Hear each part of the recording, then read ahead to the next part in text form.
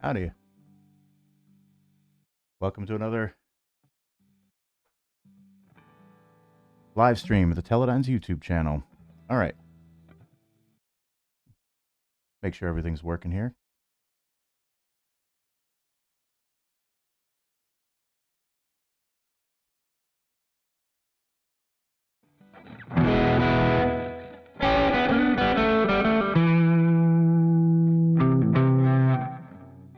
Camera. Do the guitar a little better.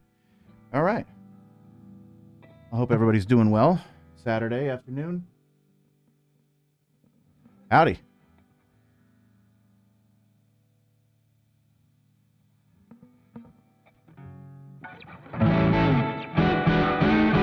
So you got your bill, Richard, you got the beers chilling. I got a couple myself. I'm going to crack into them a little bit.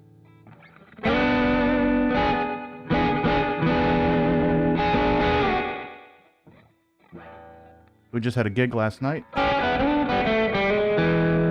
at a place called the Narragansett Cafe down in Jamestown, Rhode Island. It was pretty good. Did a something a little different sound-wise. I'd never tried it before, but I usually use these attenuators for my amplifiers. Keep the sound down that I can still saturate the tubes and get a decent sound. And this time I decided to take the thing off and just play it without it and see how that worked. And it was loud, but it wasn't unpleasant. And the thing I've realized is they can be great for small clubs. I'm doing great, by the way. But when you're playing, what it does tend to do though is it kind of it does compress everything a little bit. So when you're playing some of these lower notes, you want to get this sound, you know, you kind of lose it a little bit. It doesn't quite punch through. Just kind of turns to mush and falls flat. So not having that attenuator on there is definitely a plus. I think that's what I'm going to do from now on. You know, you lose a little bit of the breakup, so you're not getting as much saturation. The notes don't ring out quite as long, so you have to be a little bit more precise in your playing. I always feel when you play with distortion, that's great, but I feel that distortion is kind of cheating a little bit because you can just barely touch the guitar and it just plays. Where if you're really clean and the amp's not breaking up, you're not using a distortion pedal, you kind of got to work at it a little bit. But the note distinction, the clarity between notes is definitely there. Where you're not, and I prefer that as over the saturation. I mean, it all depends on the room too. Some rooms are really loud and lively. Like, yeah, we played a gig Thursday. Right, it does. It hides all sorts of crap. Yeah. We played a gig Thursday at the Narragansett Brewery Tap Room in Providence, and that was pretty cool. But the room is big and open, high ceilings, and everything's you know, tin roof, and kind of the sound just echoes throughout the whole place. And on top of that, they had a some Sonos box that plugs in wirelessly, that plugs out of my mixer board, that I had everything mic'd up, that would go outside to the porch and people could hear the band, which is kind of cool that you can do that now. It's just this, looks like a little router, and it just has two 1/4 inch left and right cables that come out of it, plugs in the wall, syncs up to your system, plug it left and right out of your main mixer board, and all the music goes out to another, you know, if somebody's outside, because they had a Bullet Bourbon trailer set up outside of some event that was going on as well. So that was cool.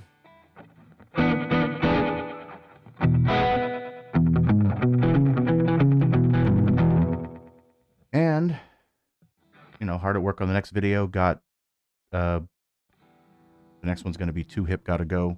Somebody had requested that. We have the vinyl here. the one of them. I actually have two. I didn't realize it, but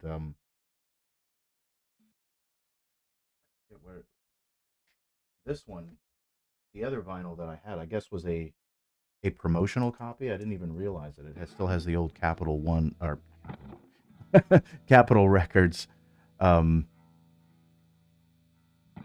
uh, only for promotion only, stamped in gold on the top left hand corner, which was kind of cool. And then somebody gave me these. Somebody gave me these Stray Cats Chronicles. I have two of them, volume 2 and 3, but I don't have the first one. But everything's in in German, so I can't read it. So. A Swiss Fortune magazine or something. The Swiss fanzine. Um, what else is going on? So yeah, the video's coming along. Funny to go back. I've played the song for years, but tiny little things you go back and listen to and like, oh, okay, that's what's really going on. And of course, the way I hear like Setzer play that song today versus the Stray Cats version is different. The Narragansett beer, yeah, it's good. It's a lager. It kind of the closest thing I could probably relate it to would be, I don't know,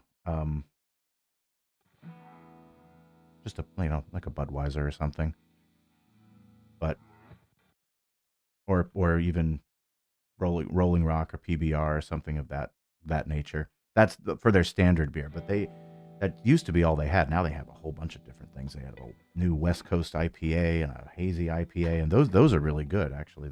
They've changed up a lot of stuff. Yeah, exactly. But I got to go back and watch some of my other videos to remember. I was playing Rockabilly Boogie, the show the other day, and I'm like, I forgot that second solo. I need to go back and relearn that and watch my own video. But like I said, like I always try to reiterate in the videos whenever I can, is that learning this stuff is getting the idea of it. It's not something that, and then you can implement that and do the best you can and to play.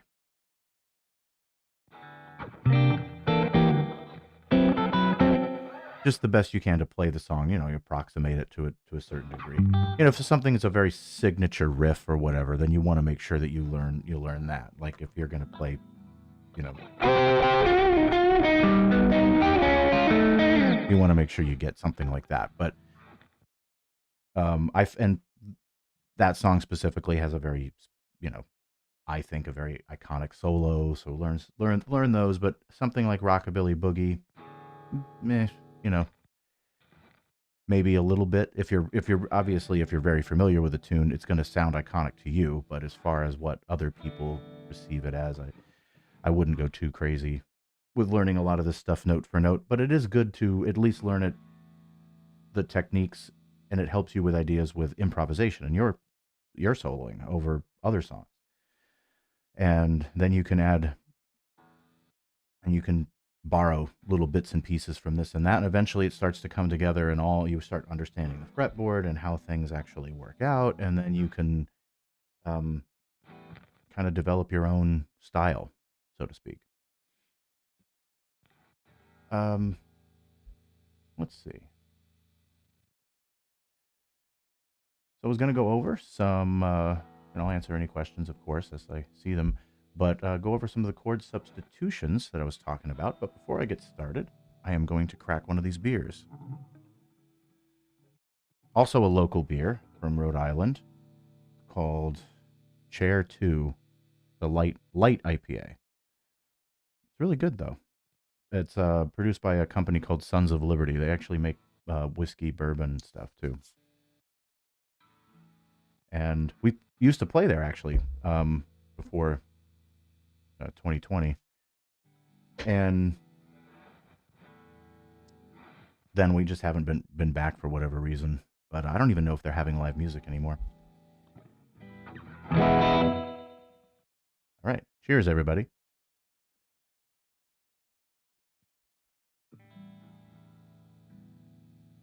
So, chord substitutions. I was going. chord substitutions and chord melodies. So we play cover the song "Sea of Love" by Phil Phillips, and those type of slow 12/8 tunes are great for playing chord melody type solos. As opposed to just playing single note solos, especially if you're playing in a 3-piece, because when you go to play some sort of bluesy solo or something over a 12/8 slow 4/4 tune or whatever, it's tempting to go into something like that. But if you don't have another keyboard player or rhythm guitar, the sound could potentially just drop out, especially if you're going to want those long sustaining notes. So to get around that, you can play full chords. So if you have something like Sea of Love,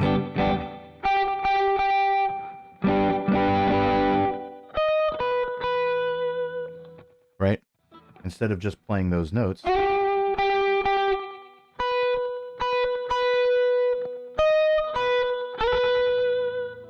or playing some sort of, random bluesy solo or something over it, you can play the chord melody, and you just have to figure out where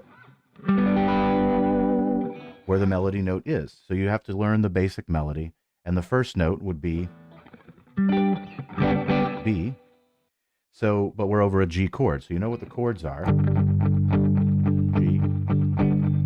and it switches to then it goes to a B7, which is kind of odd, but a dominant third. And it goes to a 4. C. I play a C6 there. And then to a A7. Big 2, or dominant 2. Then back to the 1, to the 4.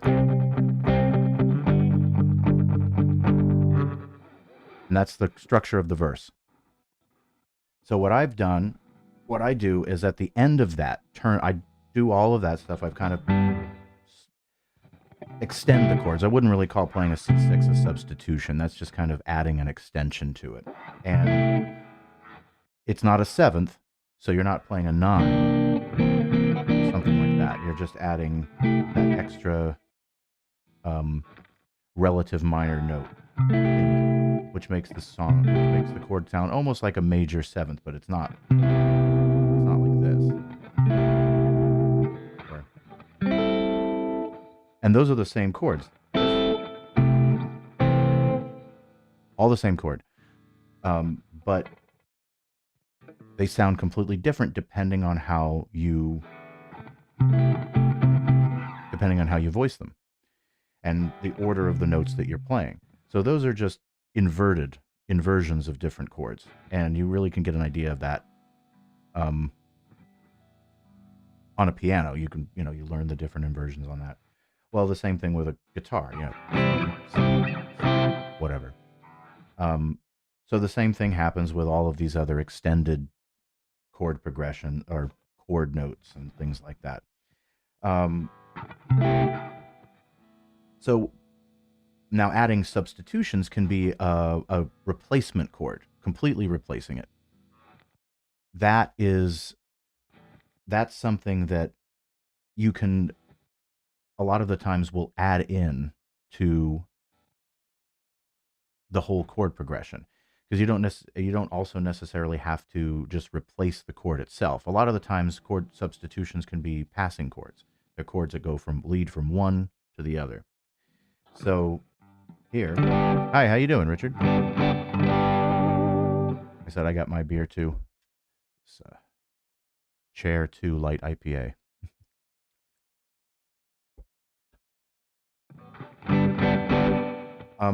So at that turnaround, when you're going here, C, B, C,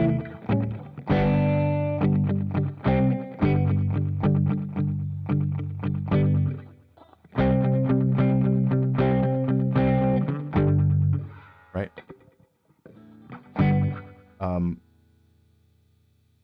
You can add in, what I do is I add in kind of a 6-2-5 turnaround instead of just going from the 1 to the 4. So I'll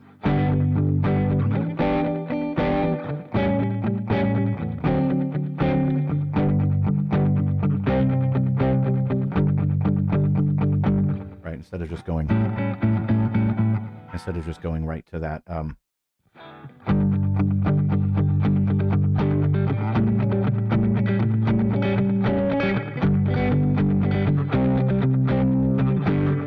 So that's the way the normal chord progression would go. So I just add in that extra 6.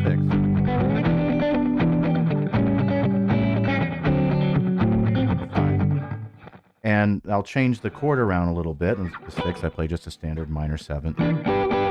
And then A7 as opposed to an A minor.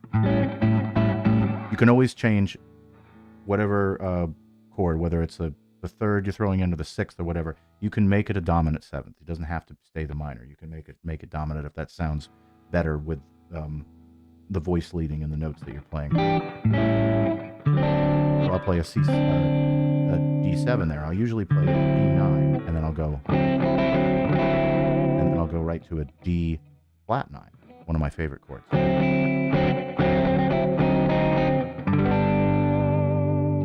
And that, you can see that's D9. So the E here is on the top, and then you're leading down, which is also the sharp 5 of the 1, flat 9 of the 5. It's also part of the A flat, which is the tritone substitution of the 5. And then it leads right into the 1. So if you're having those chord progressions and I add in those substitutions in, then when I want to write the chord melody over the top of it, I can still over the G here. Then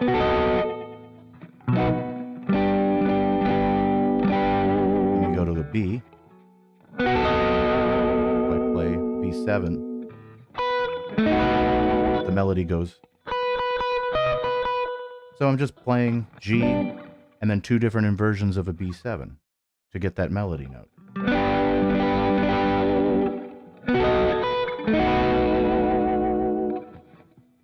Continue.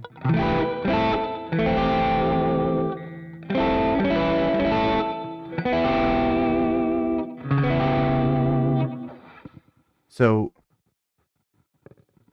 to do that, you know what the rest of the melody is. You know what the chords are going to be. So you're playing C6. So you know you're over a C6. So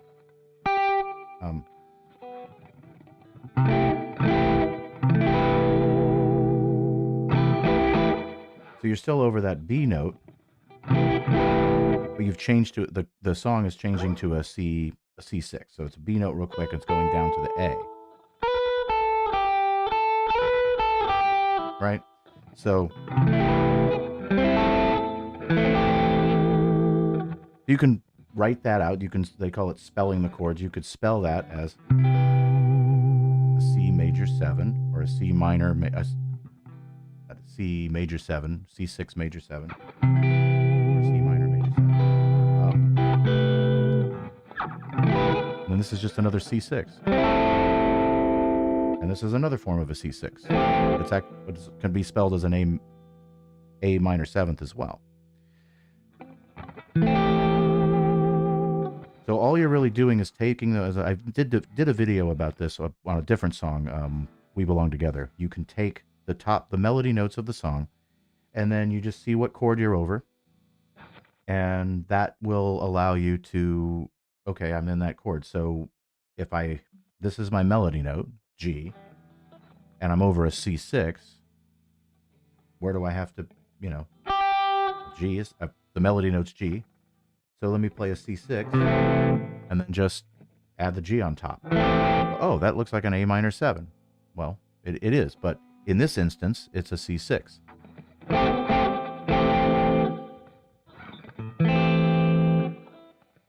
And then, what else was there? And then here we're over an A7, so again, the melody note's still on the B, so you're really technically playing an A9. A7. And here,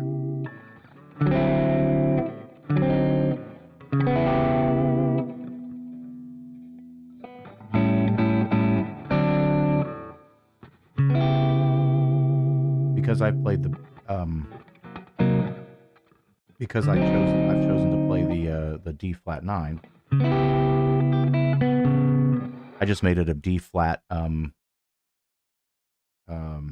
was it D flat 7 flat 5. So you can make it whatever you want. You can make it just you could make it a 7. If you're playing over D,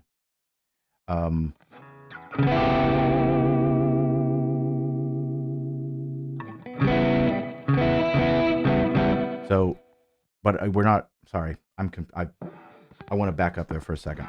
So as we're coming around the first part, I thought we were on the second part of the verse. So the first part of the verse, when we're ending here, we're still over the A7. So we're going A9, A7, and then we go down to the G.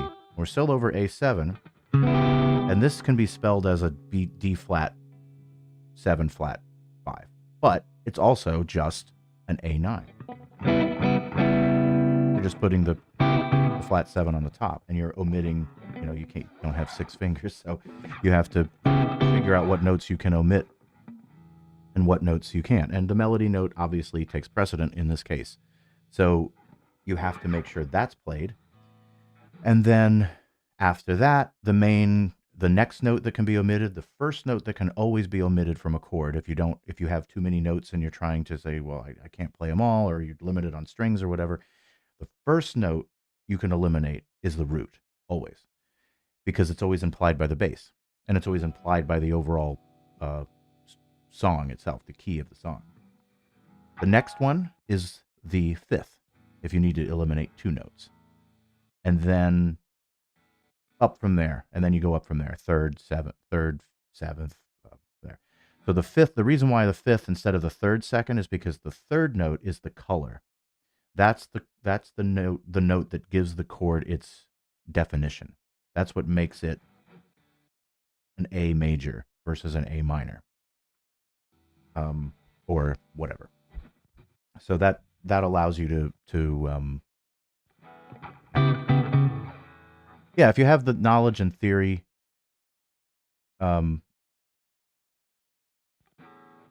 right.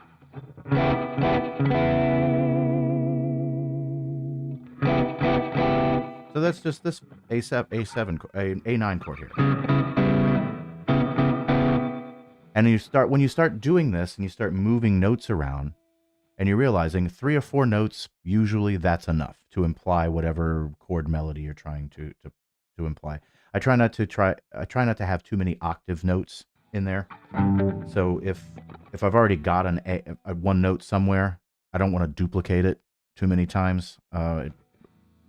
There's no reason to. But it's also a matter of what's easier to go from.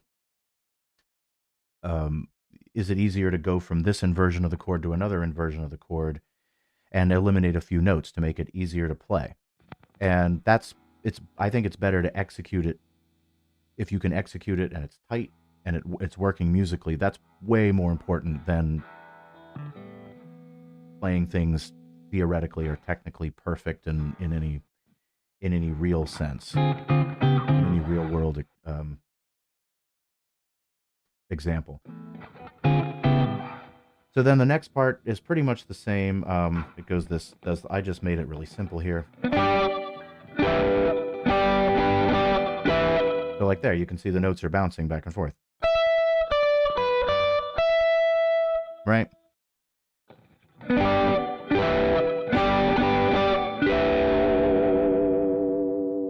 Yeah, just look for the triads, basically. I'm always thinking in terms of notes and that sort of thing.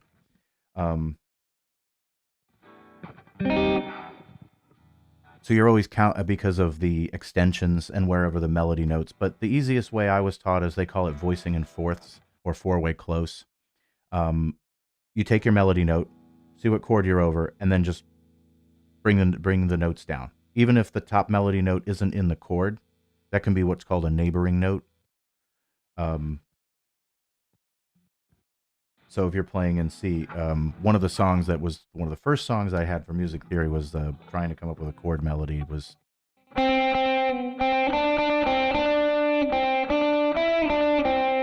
Strangers in the Night, right? And those, the C and the E are in the C chord, but the D is not.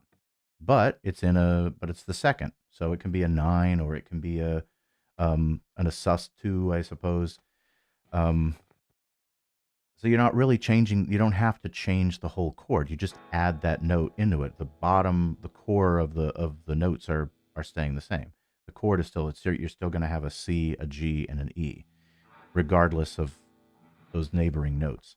So you just take that melody note, whatever it is. If you have the melody notes here, it's a D. Okay, D, and I'm over G. So then you go, well, what's the next note down from a D that's in a G chord? Well, it's B. So if you can find a place on the guitar where you can go B here, B, and then the next one is G. So you could play this.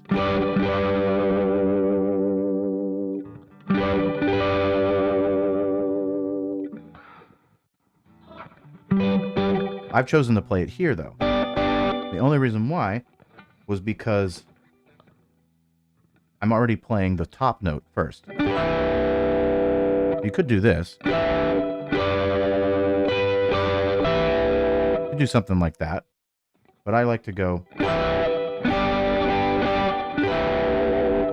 Just makes the melody notes a little clearer. And it's sometimes you can get your fingers stuck if you're. And then you're just playing individual notes. And this way it feels like there's motion going on. Then I go.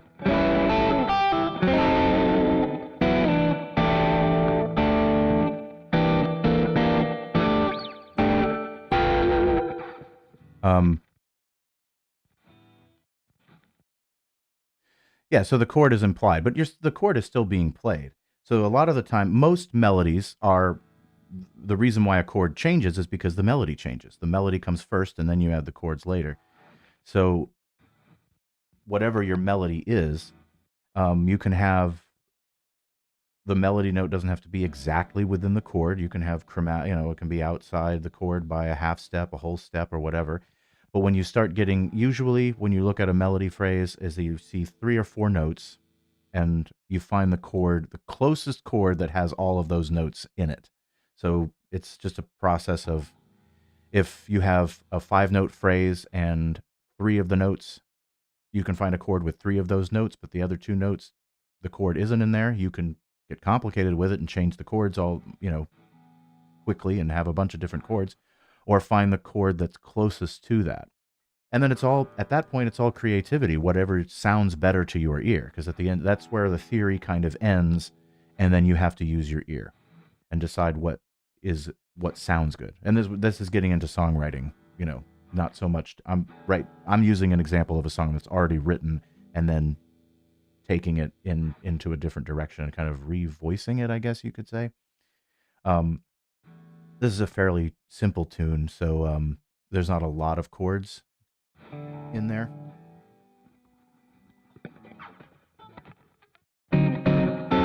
So when I throw in that little flat 9, I can throw in this extension of it.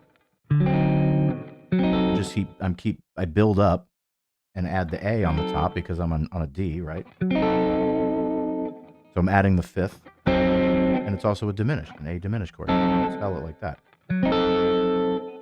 Then I just slide down with the 6/9 form because that's easy. It works. And that's really for the chord melody side of it. And the substitutions things, the easiest way to do it, I've mentioned it before, is to just have you can have the 2-6-5-1 progression. You can add that in between a turnaround or something like that. When you go to the 5, you can always, or you can add the tritone substitution and then build from there. And You can, if you listen to jazz, you can see it can get complicated pretty quick, and it gets to the point, to me personally, for me, if it starts to get too dissonant and it's no longer melodic, then I stop, and I'll usually go crazy. I'll build it up and go have all these chords, and then I just carve away and make it simple again. But it's fun to mess around with stuff like that. That's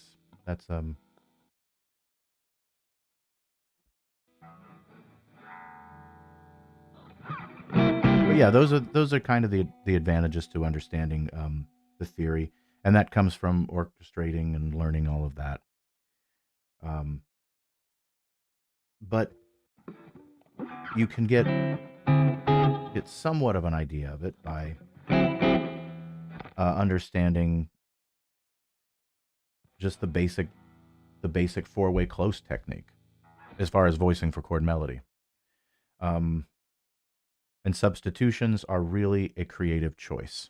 At the end of the day, they're a creative choice. All right.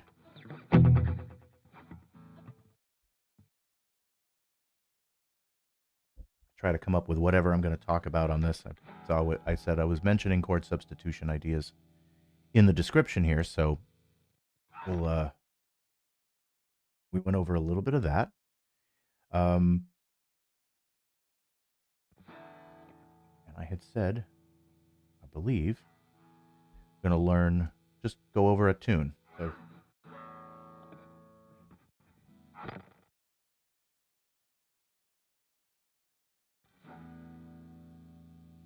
exactly. You can make nice variations on a theme.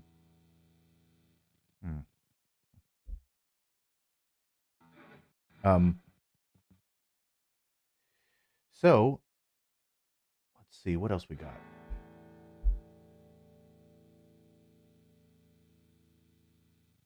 There's a couple of tunes I had prepared.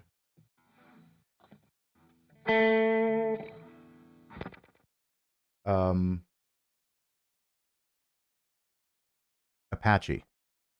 I'm sure people know that one, by the Shadows. That was a tune that I had to learn. I had to learn. We learned it as a band a while ago, and we also, it was, everybody knows that, right? Right. Texture. That's a good good term for that. Exactly.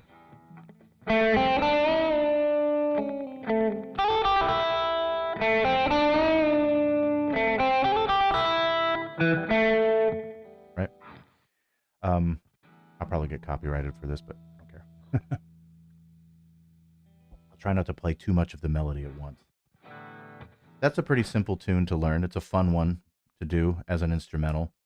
Fills up some some time for the set. People seem to like it.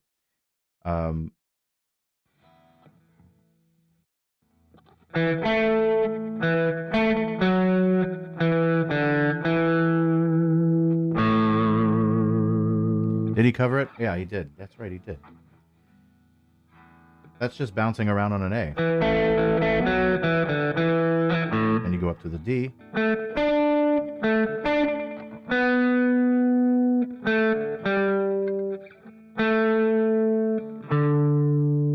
then you go back to the A, do the same thing again. And you have this little, my favorite part, where you go from the C to the F. I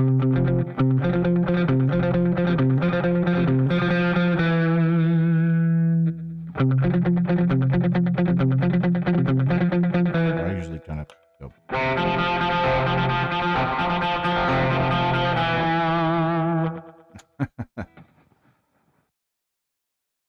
And then you walk up this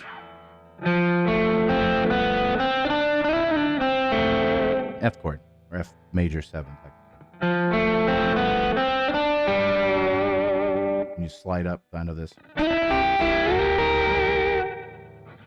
C to a E flat. Kind of making a fourth move, like a diminished, or chromatic fourth, like diminished thing. Do that again.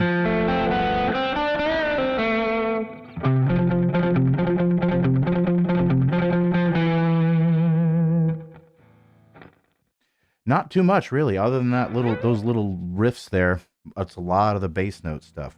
So what I like to do is on the second part is I go up the octave. So I'll go up, kind of palm mute it like that.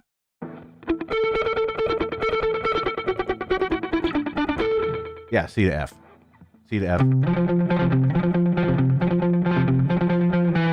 Down to the E. Yeah.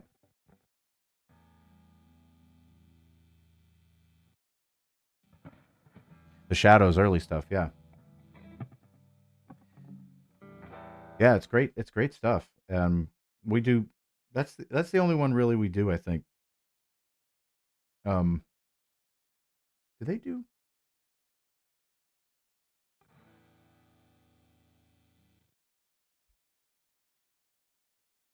I forget who did it originally. I don't want to say the wrong thing, so I'm gonna look it up. I was gonna say the Shadows. No, Tornadoes did Telstar, which has a similar kind of opening melody line. Can't even remember how it goes now.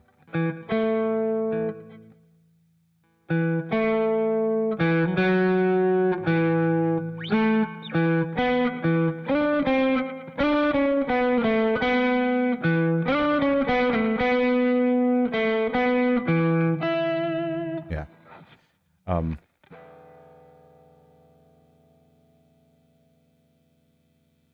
So yeah, I usually go up the octave there.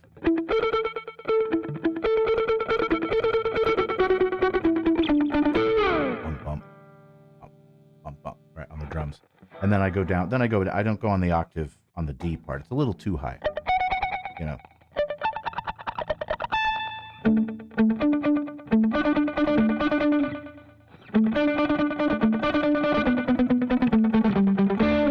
You could, I guess. You know. I usually go back down there, and then it goes back to this riff again.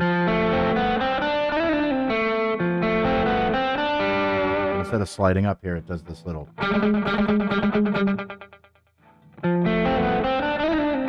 Back to that, and then.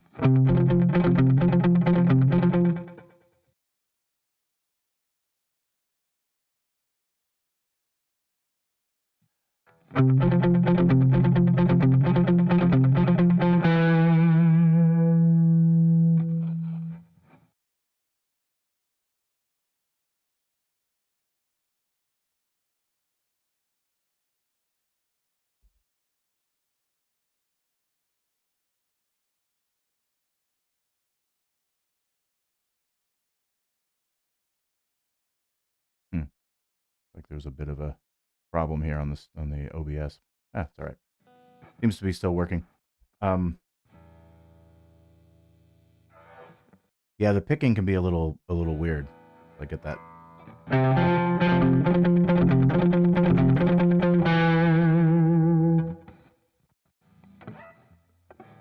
Then it does the last time.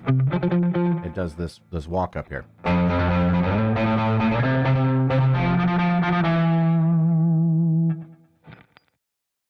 And then back to the intro.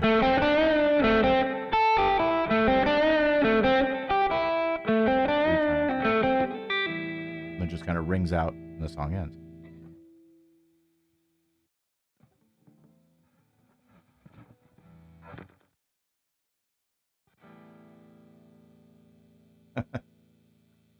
Mm-hmm. Then what we do is we stop for a second, and then we go into a song called Running Wild by The Ventures. And that kind of has a similar feel, well, sound to it, but it's faster.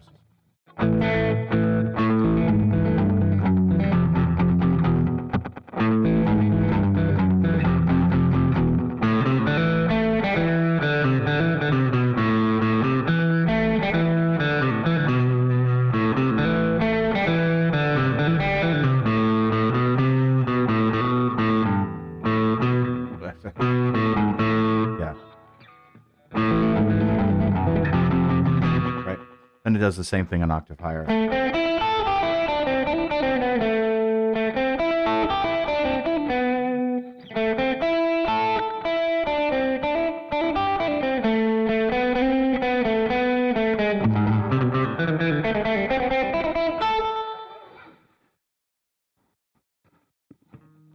And then it just does this. I don't know if anybody's familiar with this tune, but it's kind of an obscure one.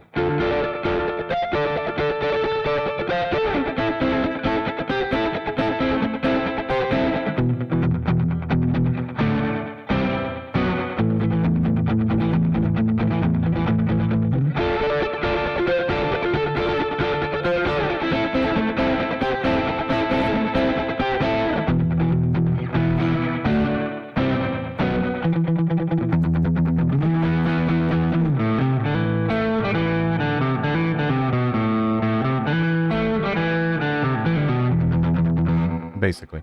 It does the same thing again, and then it does the final walk up.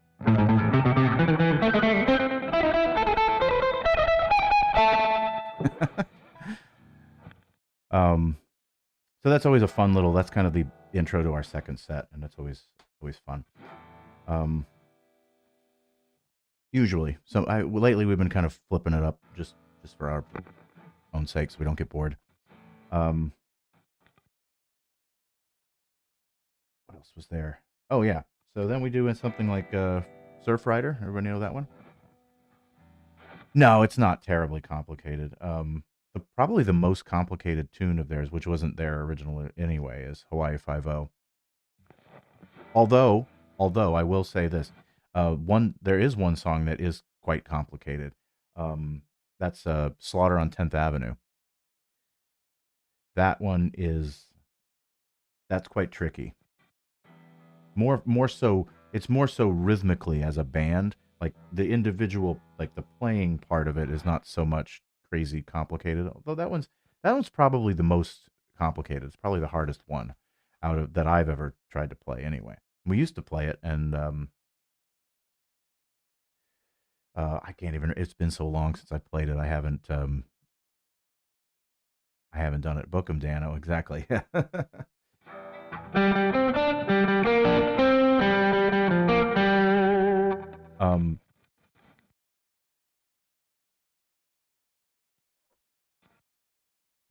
Yeah, the Slaughter on 10th Avenue, also original song is from a musical. I can't remember the name of it.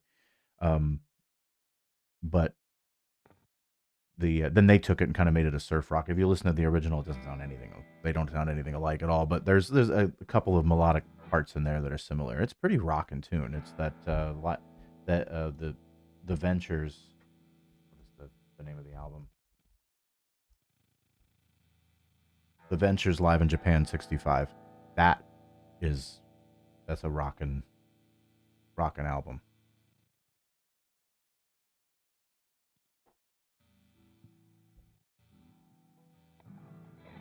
They have that great instrumental version of I Feel Fine.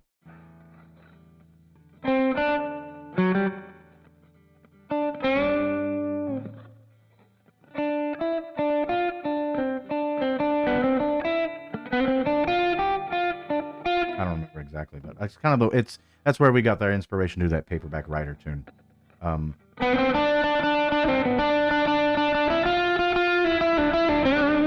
of as a surf thing.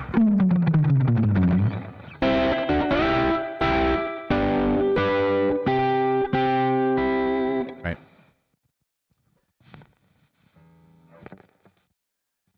Yeah, we also, speaking of the Shadows, we also do Cry for a Shadow by the Beatles, the original.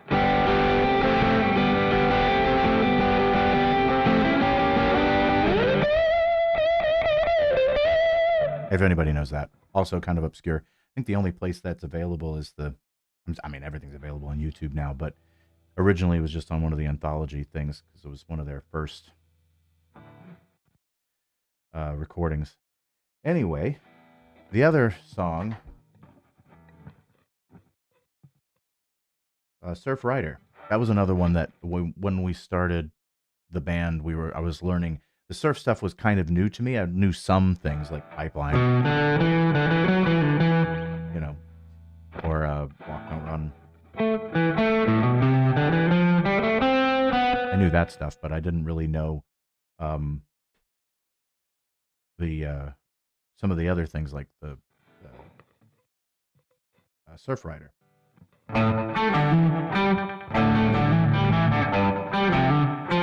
And that's just that same riff down the line.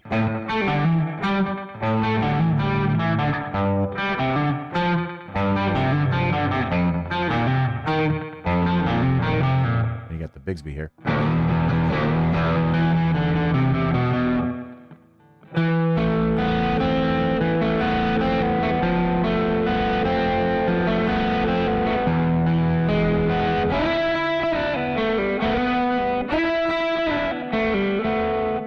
Can I think of it? I just played it the other day.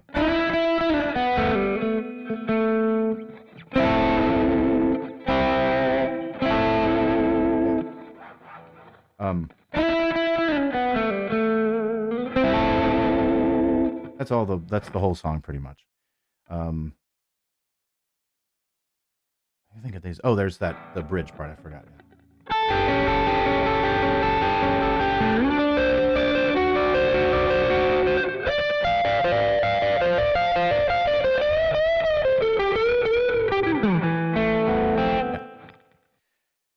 That's pretty straightforward. Yeah,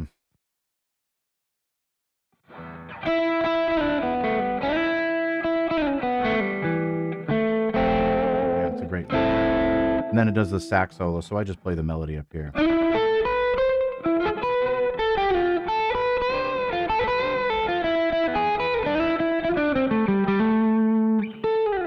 Right. And yeah, that's pretty.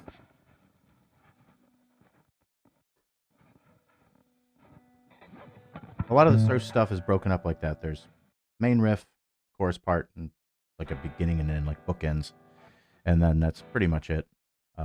Except for Slaughter on 10th Avenue. That's got a modulation and a whole bunch of rhythmic track, and it doesn't play the same way each time. It never repeats. It repeats a section sort of the second time, but the second section is still different.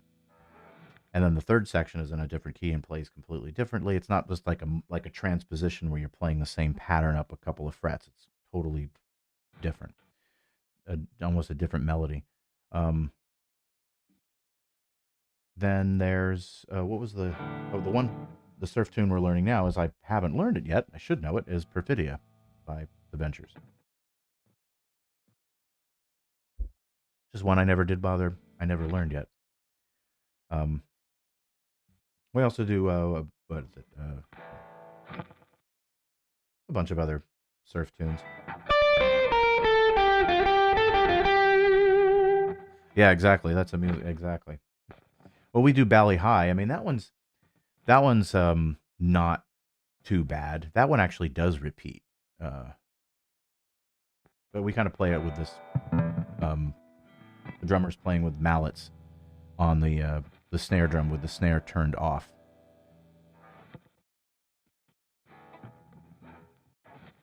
I have been working on the songs a little bit. I've mostly been working on the next video. The channel is just so close to the next step in monetization. It's almost there to where it's going to be fully monetized, and then the channel can hopefully start generating income and revenue, I guess I should say. And that'll be nice. I can put the plan is to put the money back in the channel and continue to grow it and spread the word. Someone had asked me too earlier, and I did respond. I respond to people's comments, or I try to. I don't know if people see them because I've never got a response back. But I don't think I've ever gotten a response back from anybody. So I hope everybody's seeing it because I'm just replying on my phone with the YouTube Studio app. So no, it was Bally High was which one? Slaughter? I don't know I can look it up. But Bally High is from South Pacific.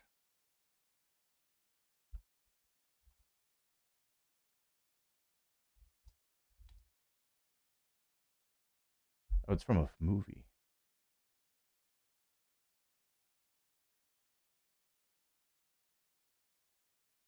Oh, it's That's the name of the movie. Slaughter on 10th Avenue.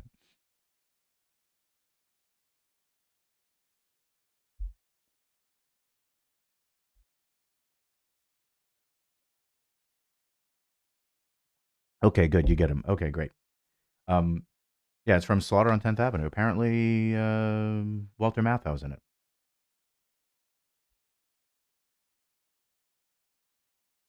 1957.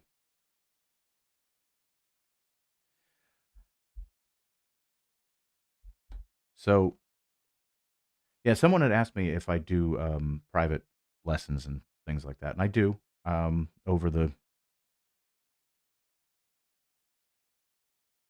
Over the we can do we if anybody wants it, they can. We do. I do it either through Patreon or the membership here, or you can contact me directly and work something out.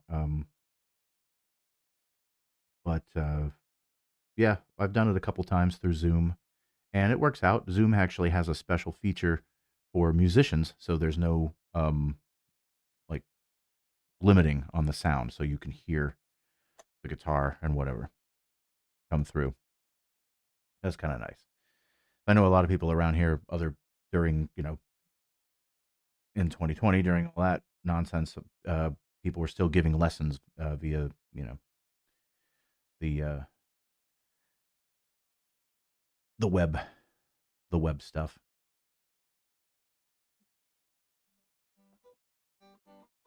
Yeah, I'm not gonna.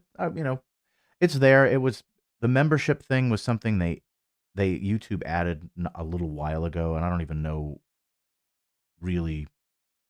It's great if people want to do that, and eventually as the channel starts to grow, I'll be able to have the time to put more effort into that for special content for it in there.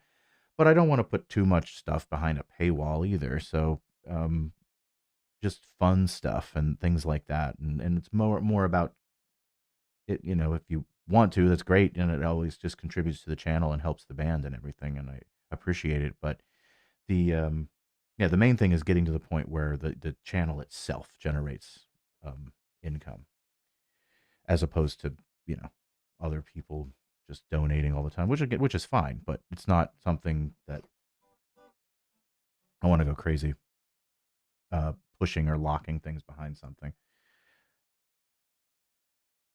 Oh, really? Skype, yeah, Skype before Zoom, yeah.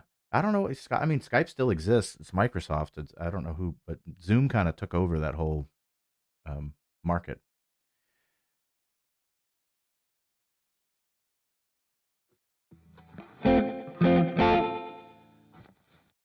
Yeah, so that was so somebody had that question, and was there another question? I think that was about it. Um, as far as that goes, I wouldn't mind. I'll go over one tune. This is one of my favorite songs to play. It's I guess it's popular. I'm not really sure. I don't know if people know it or not, but um, it's the one of my favorites to play.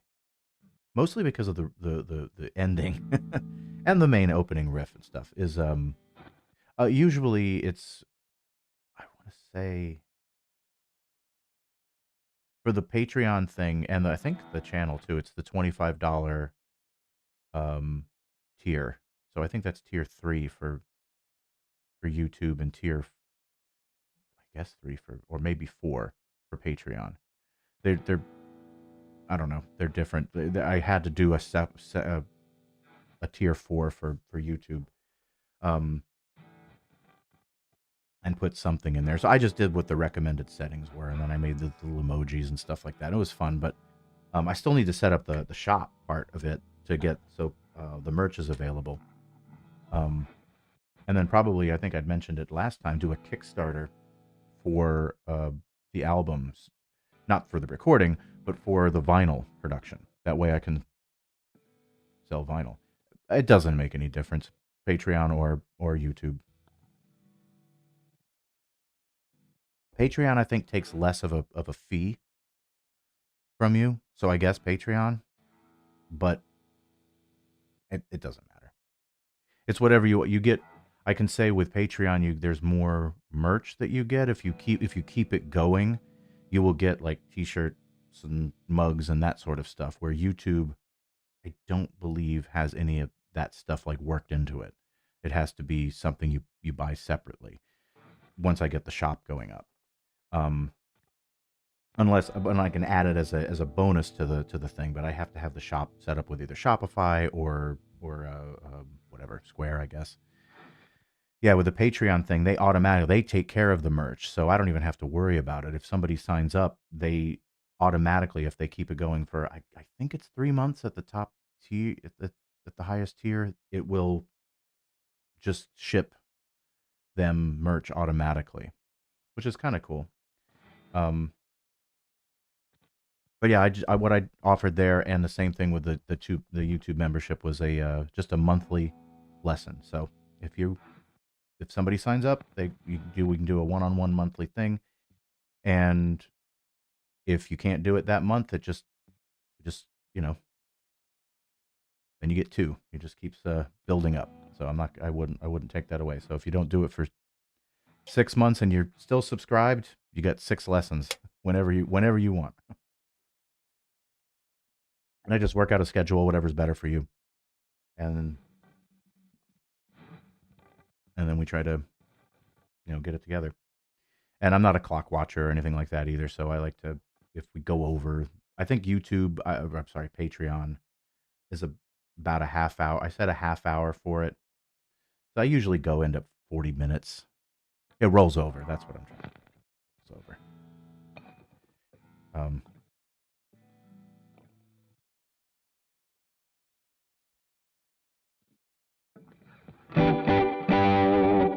and then share like tablature and other pieces of music and whatever you want to learn. I also do bass lessons too, like upright and electric, if anybody's interested in that too. I haven't done any bass videos yet, and I've been meaning to, other than that one little short I did where I did a couple of slap things. But this kind of turned into more. I was originally thinking of more of like a half and half, little bass, little guitar, but it's turned into more guitar stuff. It's my primary instrument anyway, so I learned how to play that to make money because everybody needs a bass player.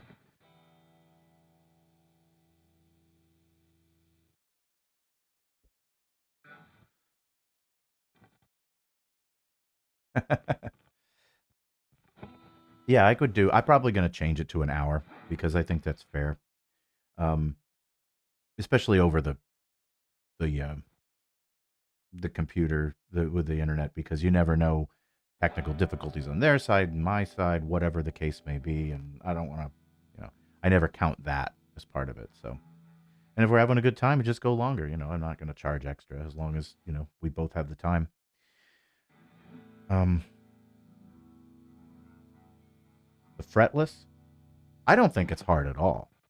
Um, I've never tried to really, electric fretless is weird. I've never really gotten the hang of that. But upright, once you know your positioning with the fretting hand, I guess, not with the fingerboard hand.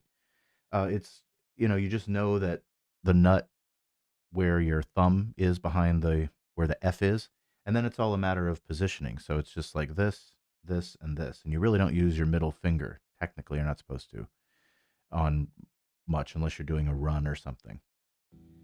Um, and that's kind of your gauge of how far down you go from half step to whole step. That's really all there is to it. It's not that bad. You can always put markers too. You can. I think some of the Blast Cult bases put and the King double bases had like a G dot and a maybe an A dot, so third and fifth fret respectively, and that's enough. That's all you really need to get it. But yeah, it's important to learn the notes. I've seen so many upright players that like they they get the slap down, but then they're not playing the notes. And the slap technique is really easy. It's not hard at all. Doing um, the quad slap is a little tough. That one takes a minute, but the uh, the triplets and the two beats and the straight versus swing, which is and the rumba, which is essentially just a triplet slowed down, then you're not really, that's not too difficult to get. E, A, D, G. Yep. Just the bottom 4 strings of a guitar. And if you ever want to know, a violin is just the bass mirrored.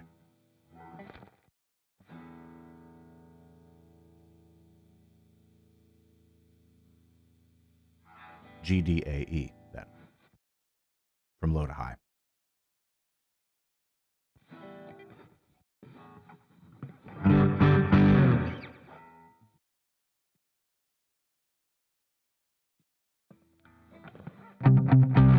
Yeah, so one of my favorites that I like to play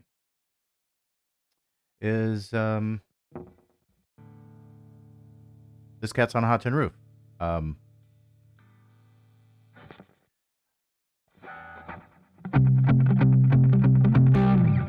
I just like that opening riff and the ending part, you know, and the solo too is fun, where you have that just this typical kind of.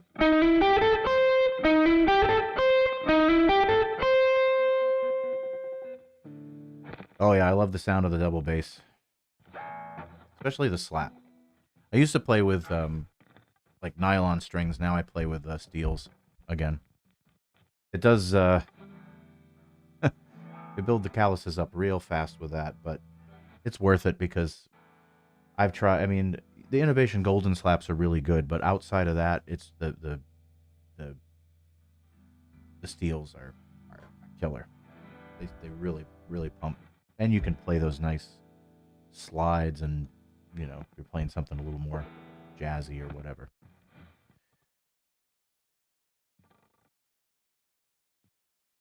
Hi there. Hi from Chile.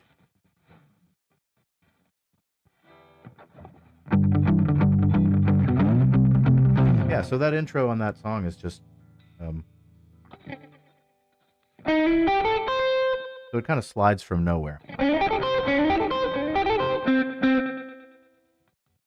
that's usually the best way to play that. Sometimes that riff, you hear it all the time in Rockabilly. Wherever you're going to play.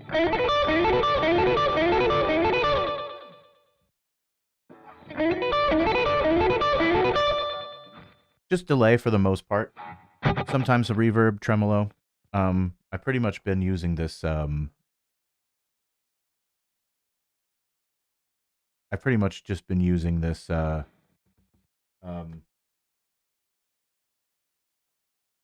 Roland Space Echo for the most part.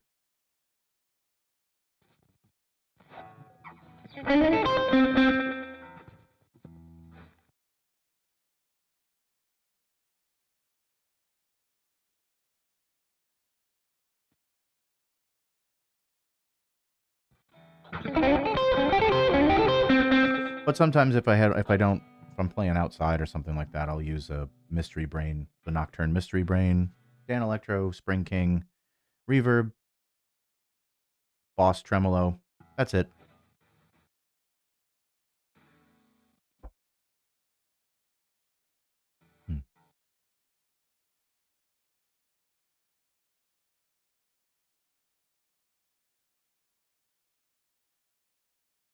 Right now, on the guitar, what I'm using right now is just Pro Tools. I'm using just a couple of plugins, a Tape Echo plugin, and a Bassman amp mod, and that's about it.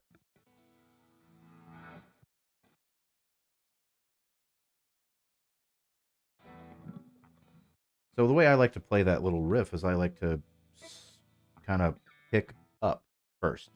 And then just hammer on that first note.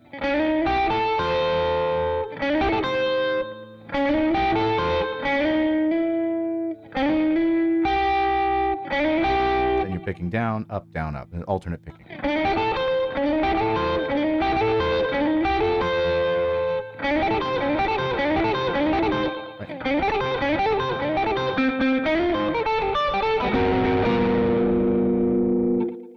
A fun little riff.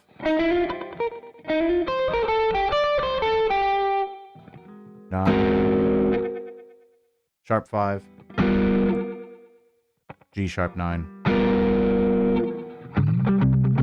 Thank you. Yeah, it's not bad for plugins, huh?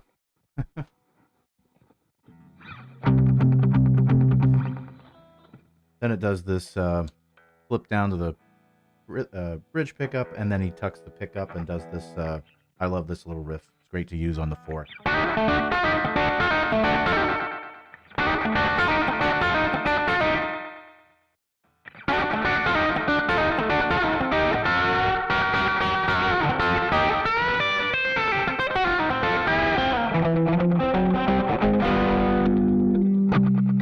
Right into the C.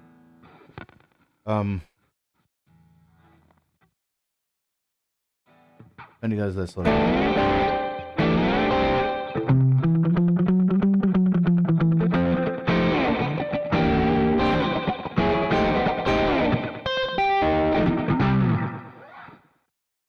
Pretty much the verse. It pretty much stays on the same chord. It doesn't actually really go to the. Well, it kind of goes to the 5. It does that 2-5 turnaround, sort of. Well, not 2-5, but up to the 5. That's that Rock This Town, the same riff on Rock This Town. Just over a C. And then a solo's a 1-4-5.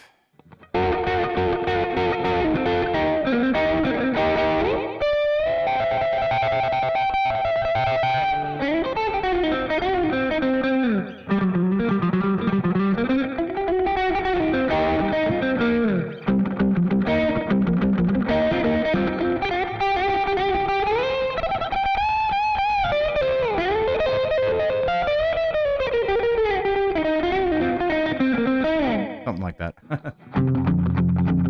Then bridge. And, you know, it's all pretty straight ahead stuff. I mean, it's all rhythmically at this point. A little augmented chord, back to this. The fun thing about playing it live is it's more about the arrangement. So for me, because then the guitar comes back in, then the bass comes in, then the drums come in. That's a great sound to play live. People really get that. That was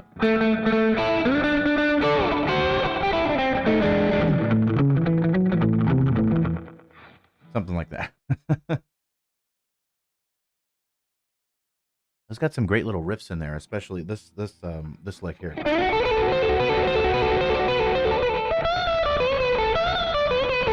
Yeah.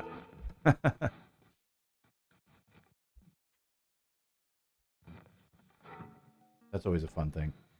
Yeah, and at the end of it there, that Cat on a Hot Tin Roof thing, the horns, of course, are playing. So, but live, I end up going like,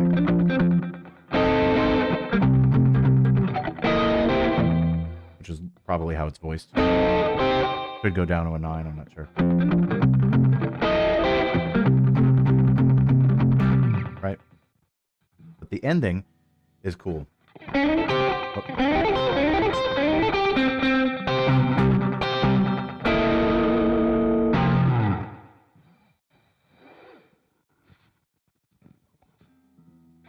That's always a fun tune to play. It usually gets the crowd going. Yeah, Double Talkin' Baby's a fun one. Someone asked for me to do a lesson on that one, so I might. I'll do that one. Of course, it's Gene Vincent originally, but I'll have to listen to the solos to hear the difference, if there's much of one, or whatever one, if somebody has a preference. Of which one to go over. I usually tend to always go with the original version, but if somebody wants the cover, that's fine too. Oh, the ending to that? Oh.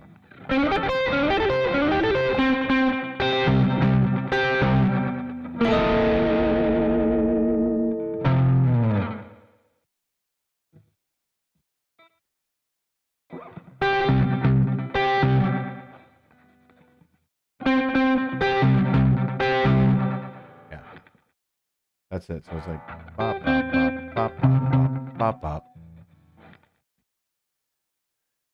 And then it ends here. Live, it looks like he's just hitting a C. Plays. But the horns are definitely hitting this. So since I don't have a horn section, I just do that. Same with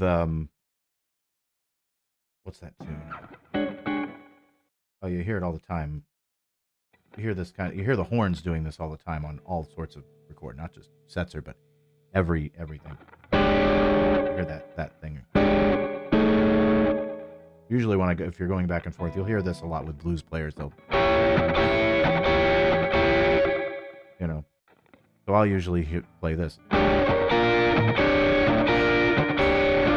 You can see Setzer doing that a couple of times. I've heard him do it live, like at the end of Jump Jive and Wail or whatever. And so before I go to here.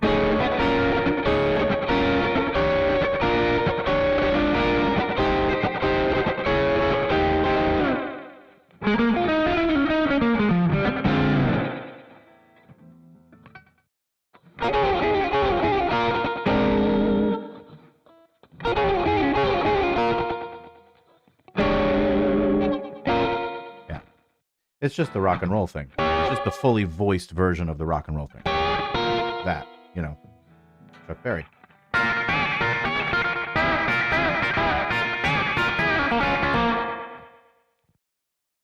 So that this is just or this. Over the 4 can work. Can work. Either one can work.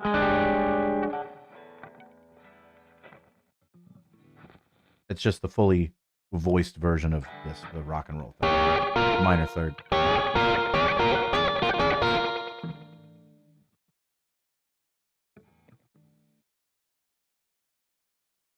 Thank you guys. I really appreciate that. And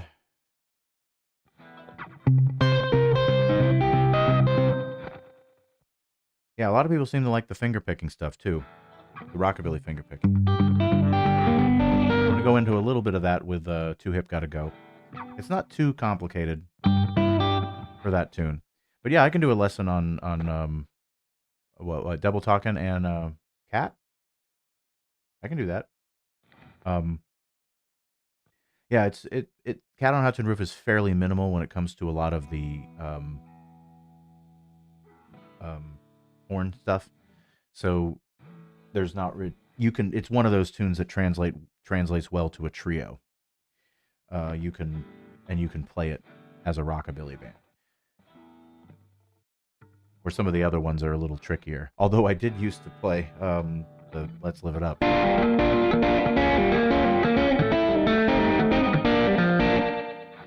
That's a Chet Atkins riff, I guess.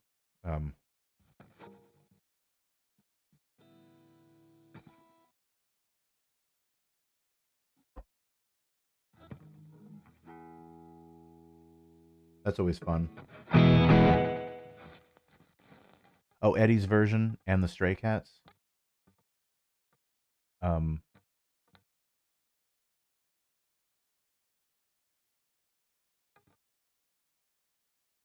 Oh, I see. Oh, okay. Both of those. Yeah, I guess I could. Yeah, I don't see why not. Yeah, sometimes it's very close. Sometimes it's not. It just depends on. I'll have to listen to those. It's been a while since I've heard either. But Double Talkin', I think is Double Talkin' on the. Is that on this? No. Oh yeah, it is. Yeah, it is. The original Stray Cats. Anyway. I used to have the Gene Vincent the album with it on there somewhere. I've got it somewhere. I'll have to try to track that down again.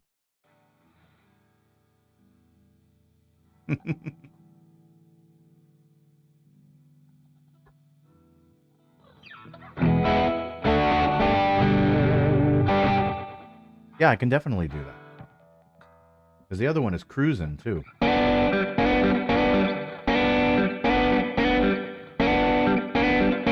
Well, the Gene Vincent version is kind of weird. It starts off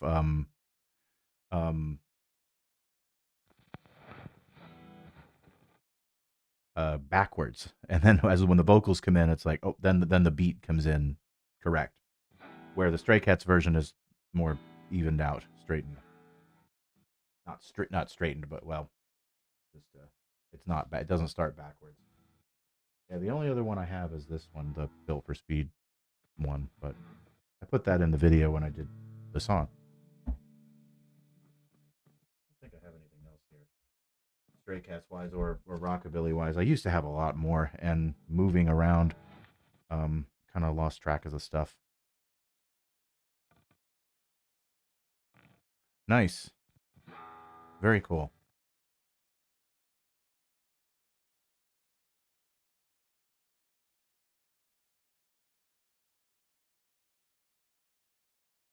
Oh, yeah, there it is. That was my Capitol Records one. Yeah, I got this the blasters too. This is their first. I don't know if this is their first one.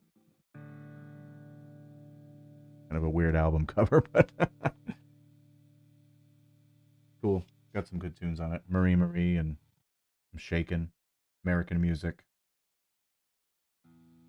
They're fun. Fun band. We've opened for them a couple times.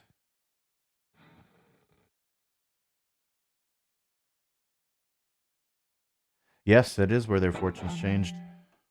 That's cool. You got to meet them. I've never met any of them. Um, I've only met. I've not met, but I've Slim Jim Phantom just kind of like oversaw that competition I had talked about, contest rather, not competition. Um, for the rock, I don't even know what it was for anymore. It was some sort of rockabilly thing that they were going to keep going year, and then of course 2020, and it's destroyed a lot of stuff. But that we got in the last run of the last pick or whatever, the last round. Oh, that's great. That's awesome.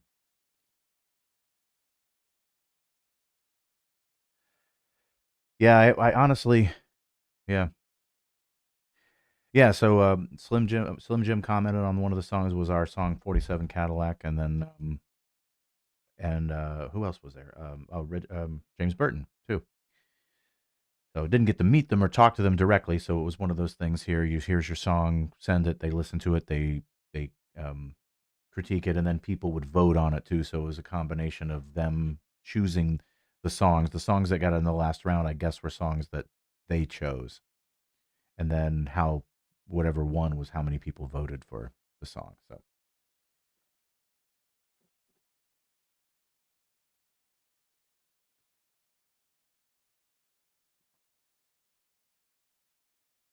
oh wow, cool. No, Shakin' Stevens. No, I haven't.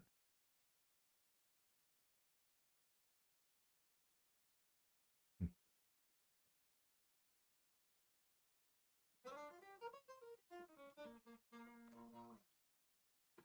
Turn it on.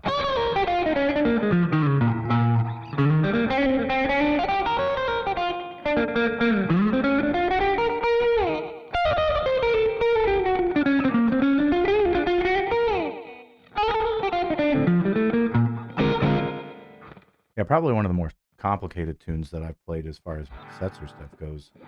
Um, was I mean, chord wise, a lot of it's not none of it's crazy.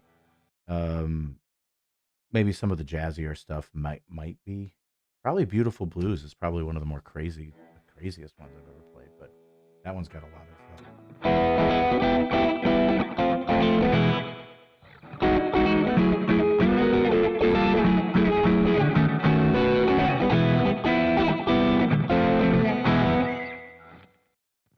Oh, nice. I have met. I don't know if anybody knows.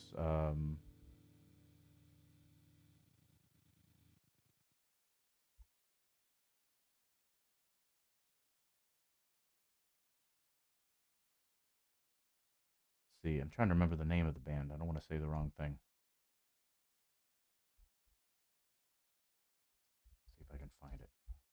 I am so bad with names.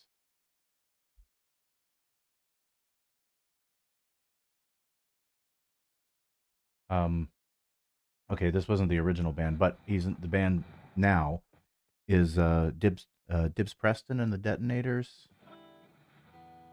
I guess that's the name of the band currently. Rock Hats. The Rock Hats originally. That was the name of it.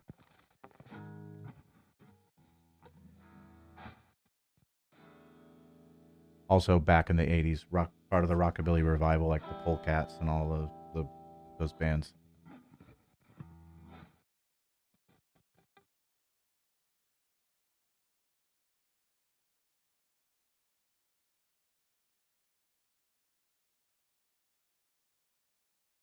Nice. And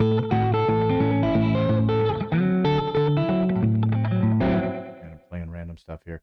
All right. Well, let's see. What else did I have on the itinerary for today? Yeah, they're kind of. I mean, I know they're friends with, like, they know,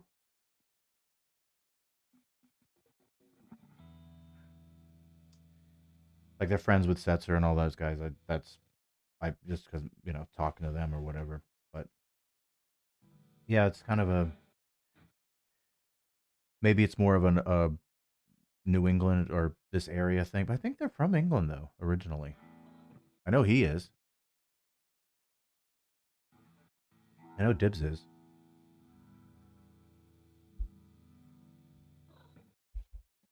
No, you can't beat the finger picking stuff.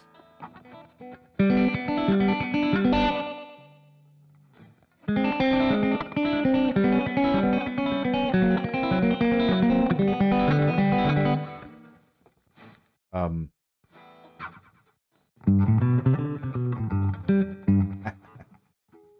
yeah, just getting that sound too. Like having one trick thing you can do is just play with your fingers back and forth, thumb and middle finger. If you're tucking your pickup, I guess you could do it between your index and thumb if you're not doing that. You can kind of pop the strings a bit.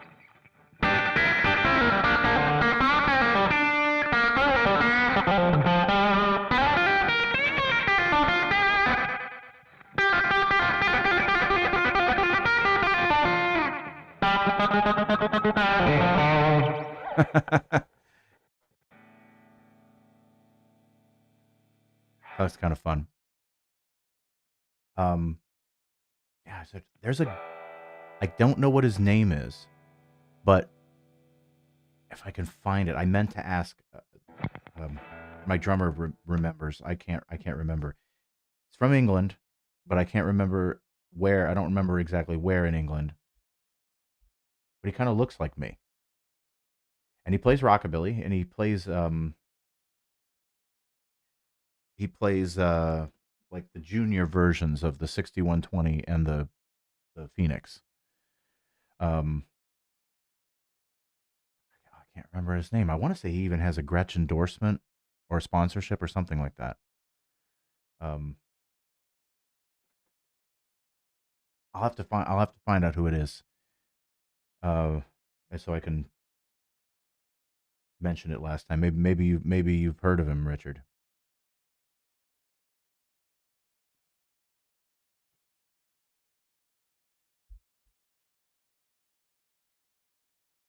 Yeah, that James Burton sound. You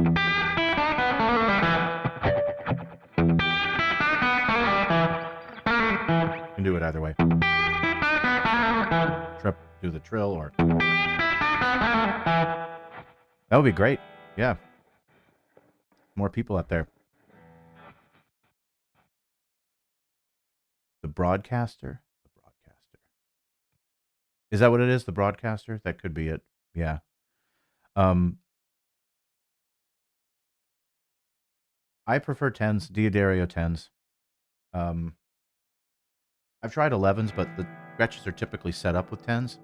So if you have to change it, then sometimes you have to make alterations a little bit, like file the nut slots a little bit or the saddles, the bridge.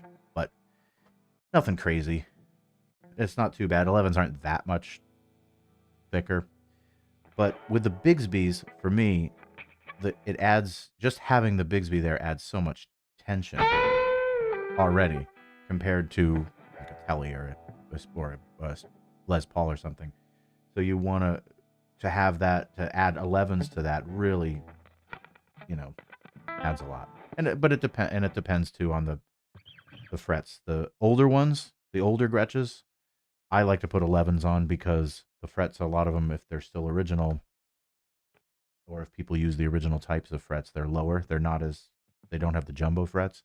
So you need a little bit more, little beefier string. So I'll put 11s on those. That's it.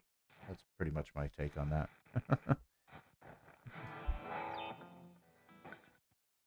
Oh, you're welcome, by the way. The Duo Jets? I love the Duo Jets. I think that's going to be my next guitar. It's either that or the Smoke. I don't know, man. Or just both. Maybe just both.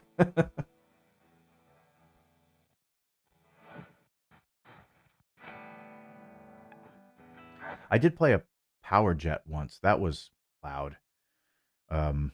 Little too much, I think, for me. But I do want one with the T Armans, I guess they're called, or the yeah, right, the T Armans, I think they're called now. That's the TV Jones version, or the Dynasonic pickups, just to have a little bit of different sound. I'm sure I'll like the 61 the Duo Jet. Some people like them if you're using distortion or something like that. These can feed back. These hot rods are pretty good. There's a pretty good sized block in there that stops them from feeding back. But um, as Setzer points out all the time, like the 59s, they're made a certain way where the feedback resonates with the guitar, and some of the hot rods that they made didn't quite have that same resonance. And I guess they finally did go back and look at it and um, do a scan of it. They put it in a they did a CAT scan of it and to find it or something like that, and got inside the guitar and could see what was going on, and then they started basing the guitars off of that.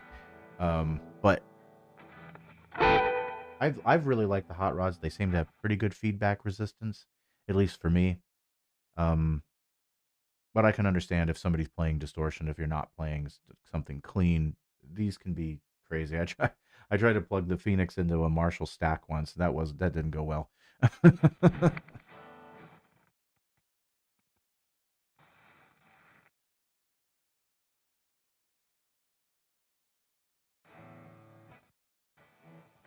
Yeah, I tell you, I've always thought about doing that.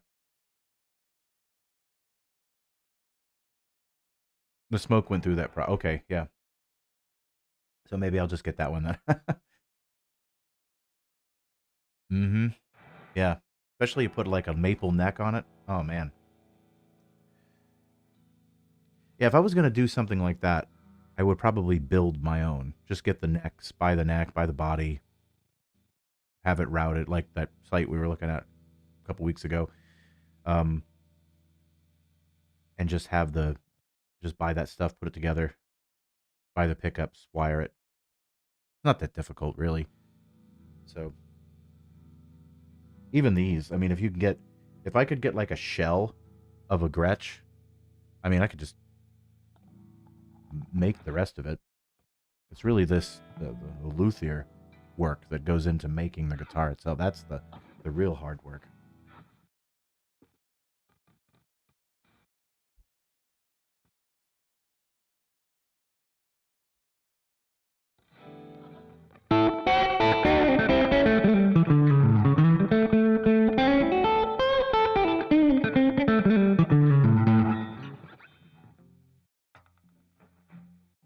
All right. What else can I get into musically? Get into the weeds here a little bit. But tellies are super easy. Strats aren't that much different. It's just the 5-way switch can be a little bit tricky, I guess. But if you have a wiring diagram, it's whatever.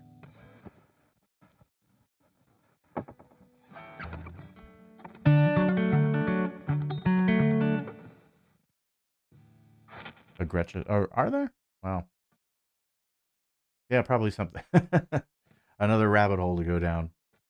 I would love to find like an old, like kind of just a Gretsch that's just a shell. But even an old shell of a Gretsch would still be expensive. So let's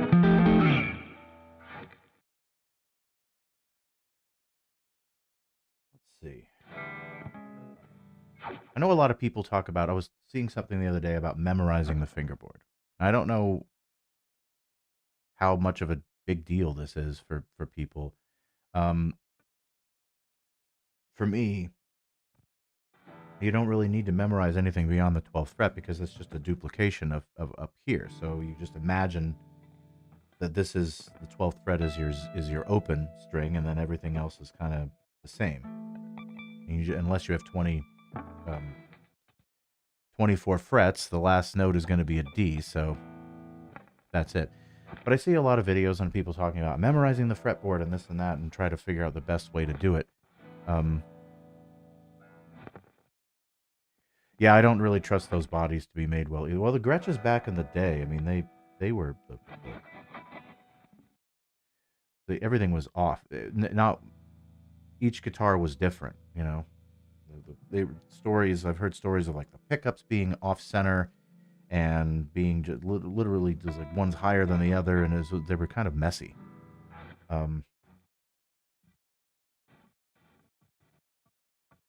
So I wouldn't get too old of one. You just will have to luck out and find somebody that doesn't know what they have, right? Yeah. Yeah, notes and number. I mean, the way I view it is that you really only, if you learn the bottom string, you already got the top string memorized. So now you're two down. Yeah, they were especially bad, and I had one of those. I can attest to the fact that those Baldwin years were really bad. So if you learn that, you learn the bottom, you learn the top. Then everybody knows these power chords, right? Root 5 thing. You really just, if you have these, at least the bottom 2 strings memorized, so you're really only memorizing 2 strings.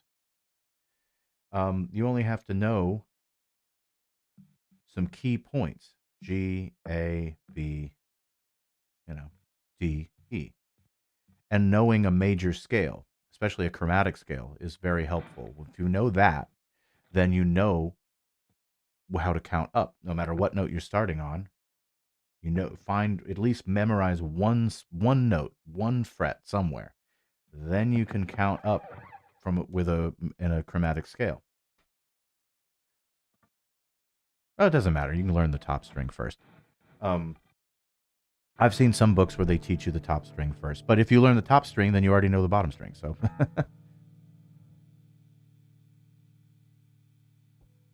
he probably did. So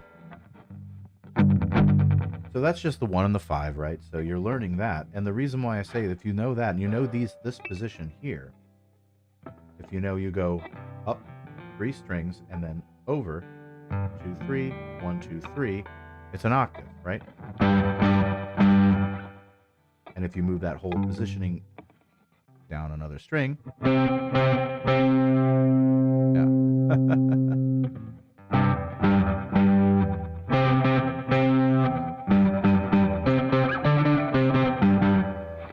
So anyway. Yeah, I know. What, the Link Ray joke? Oh, okay, yeah.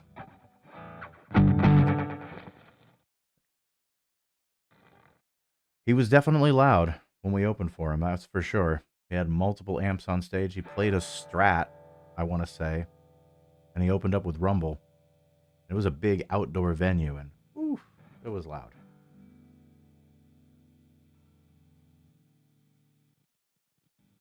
It was about the size of a baseball field and still loud.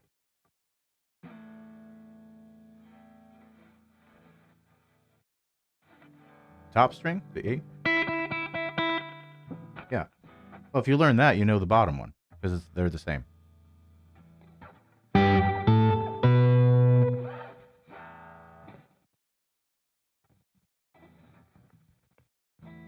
So if you just learn one or the other, then you know you're down 2 strings.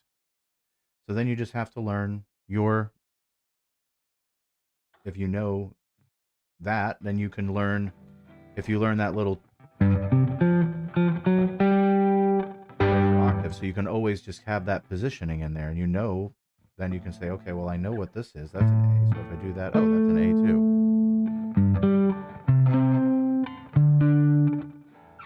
And then if you learn, so you're really learning that same thing.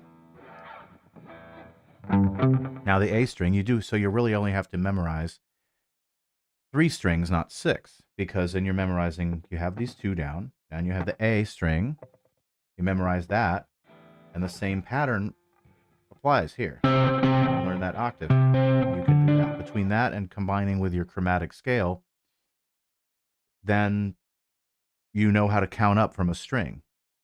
Yep, and move it to change the key. So then you know, like, okay, well, where's a D note? Well, I know D is here. Go here. Oh, D is also there. So if you're learning that, then the B string is always the outlier, right? Because the guitar is voiced in fourths. E to G, E to A to D to G, and a third to a B, and then a fourth again.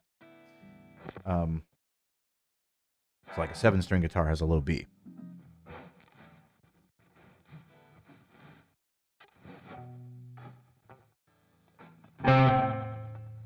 That's why when you change it, because of the tuning that way, if you were to have this as a C, you could play it like this, a major 7th now. But a lot of open chords wouldn't work. So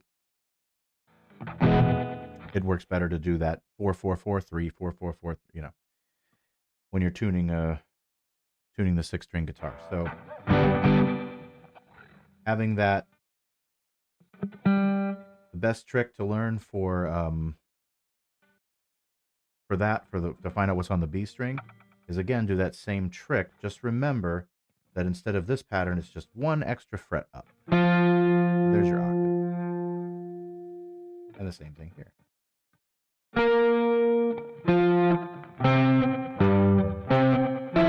Whoops. So if you know that little, you can always find the other notes, is my point. And then over time, it really does just take time to learn all the notes where they are. The other thing you can do is you can learn major scales and count up as well. So you learn, that's A. You're gonna go, well, A, B flat. So you can just count up the notes of the major scale and find out what the notes do, what the notes are. I find myself doing that sometimes. I'll go like, what is that again? Have a brain fart and not realize, like, oh, where this is, or what degree of the scale that it is when you're especially when you're doing the voicings and the chord melodies and stuff like that. No way around it but to really put the time in. Yeah, I mean, once you got it, you got it. And you also, I think of it in, like, I always think of, like, this is the G position. See it better that way. That's the G position. That's the A position. That's the B, the C, the D. So I always think of it in that terms, like, the thumbnail markings or the dots. We have, can't see them, but yeah, every guitar has some sort of marking. Usually it's in the center. Yeah, the major scales are great, and that's all you really need. If you know the major scale, then you don't really, then you just, if you need a note in between, then you just go sharp or flat or whatever it's got to be, right? And then the exceptions to that are usually the F, the E, between the E goes directly to F. It's a natural half step, and then the C, the B to C or whatever. Exactly. I'm over a D minor chord, playing D minor, but we're in the key of C, then I can just.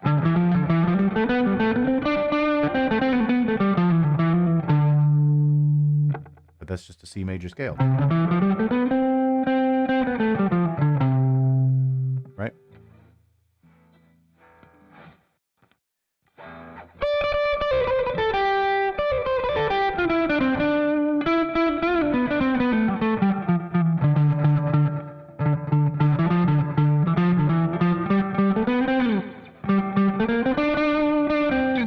Whatever, whatever the chord progression is, whatever you're doing. And then you switch to an E.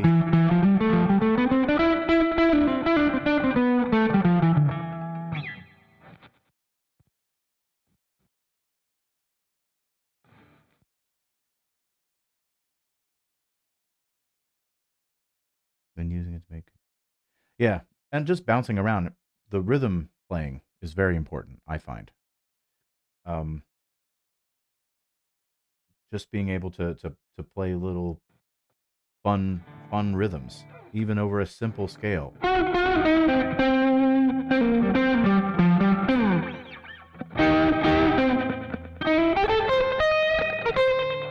Sparseness, putting space in between all your notes.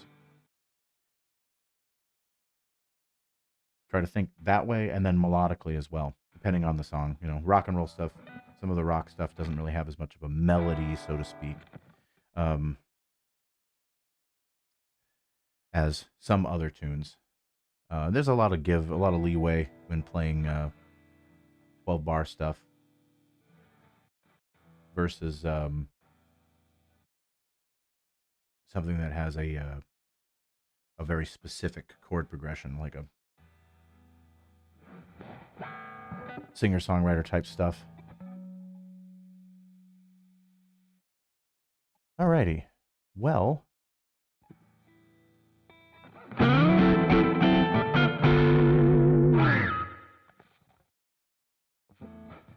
think I'm going to wrap up here shortly. I do appreciate everybody coming out again, hanging out here for the live stream. Yeah, he hit the flat 3 and a lot of the rock stuff, pretty much,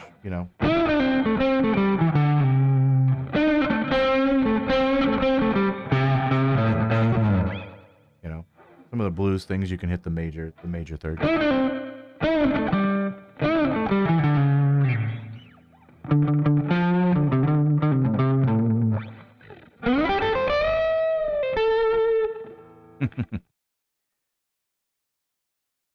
Oh, awesome! That's great. Nice. Well, thank you guys. Thank you guys again for coming out here and hanging out with me and chatting music and keep the channel keep the music alive and help grow the channel and everything. I definitely appreciate it. Yep, flat. Yep, flat 3, flat 5.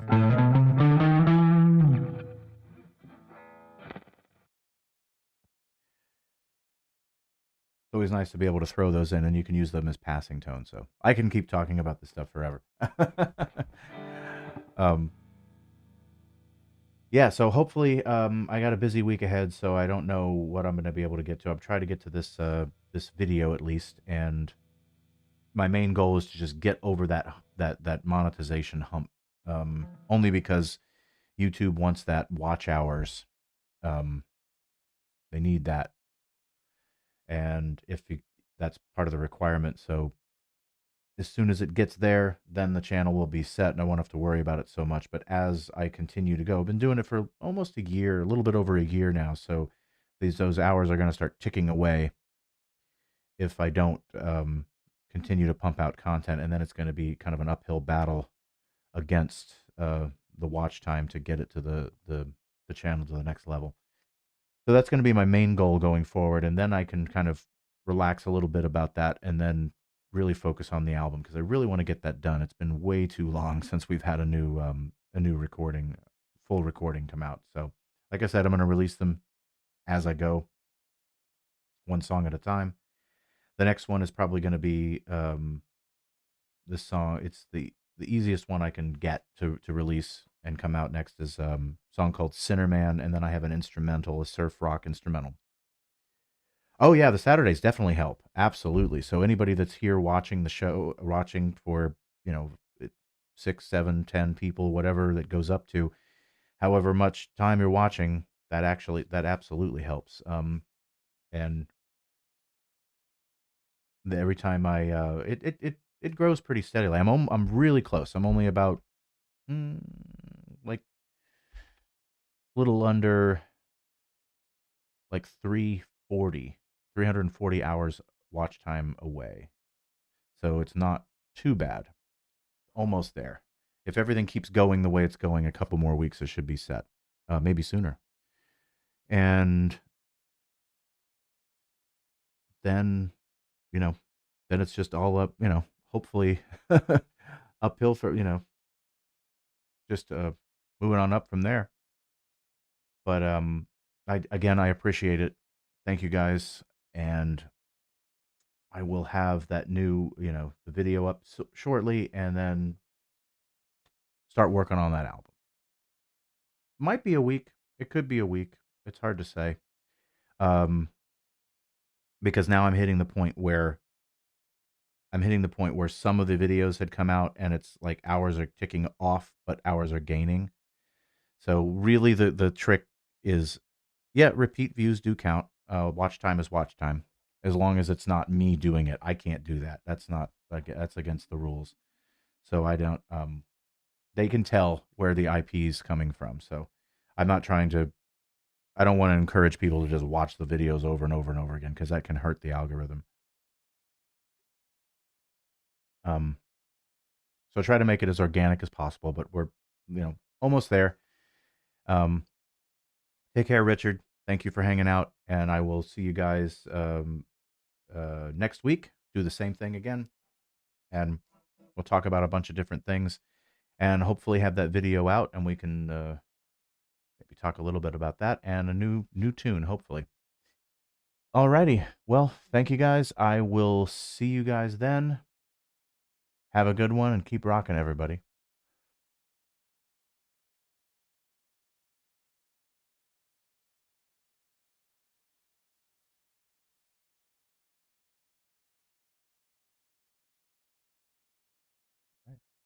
Oh, I saw your.